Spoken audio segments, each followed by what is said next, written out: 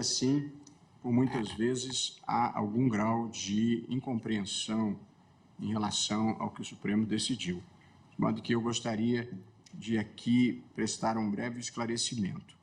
Nós todos aqui no Supremo Tribunal Federal consideramos que a imprensa profissional é um dos alicerces da democracia e a imprensa tem aqui no Supremo um dos seus principais guardiões. Nós temos dezenas de reclamações acolhidas para assegurar a liberdade de imprensa e a liberdade de expressão.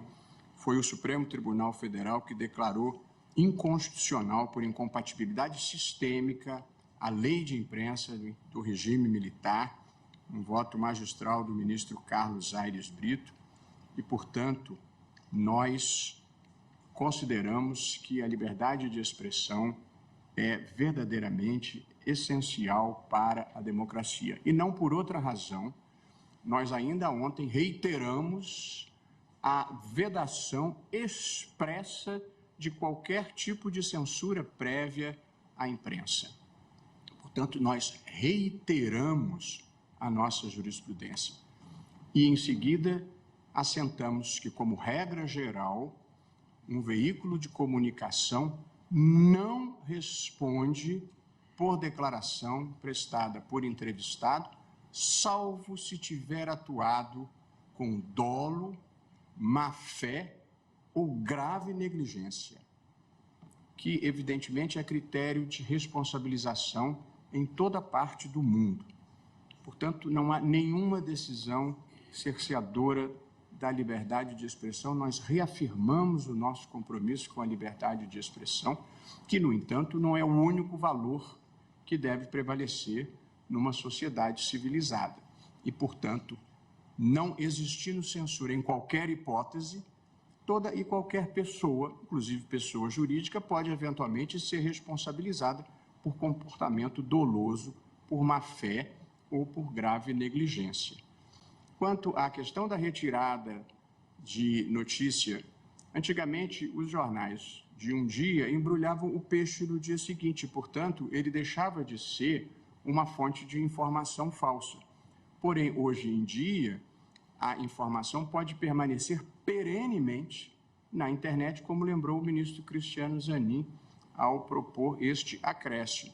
E, portanto, se alguém tiver sido falsamente acusado de ter sido condenado por pedofilia, se não for possível remover aquela notícia, ficará para todo sempre uma informação falsa e que pode comprometer a vida daquela pessoa em todas as suas atividades, inclusive na sua vida pessoal, na sua relação com a sua família.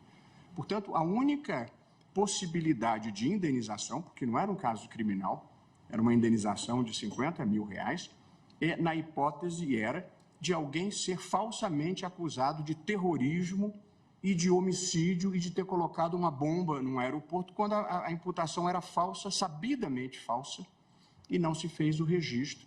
E, portanto, e quem conhece a história, esse homem passou a vida inteira enfrentando a notícia falsa de que havia praticado um ato terrorista, com o mal que isso faz para sua mulher, para os seus filhos, para a sua família. E, portanto, ali houve uma entrevista maliciosa e uma negligência em informar que aquele homem investigado não havia sido sequer denunciado pela prática do crime, e ainda assim se difundiu a informação de que ele teria sido um terrorista, praticado um atentado e matado uma pessoa no aeroporto.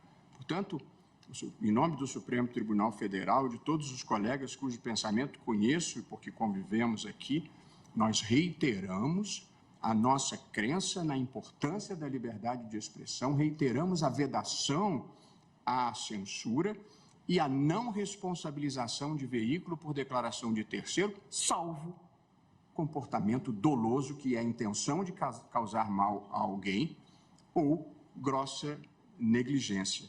Portanto, gostaria de prestar esse esclarecimento, porque a imprensa continua a ter no Supremo Tribunal Federal um parceiro, e na democracia brasileira, que nós conseguimos fazer prevalecer em meio a muitos ataques, penso que o Supremo, a sociedade civil e a imprensa tiveram um papel decisivo e, portanto, nós confiamos e apoiamos a imprensa profissional agora e sempre.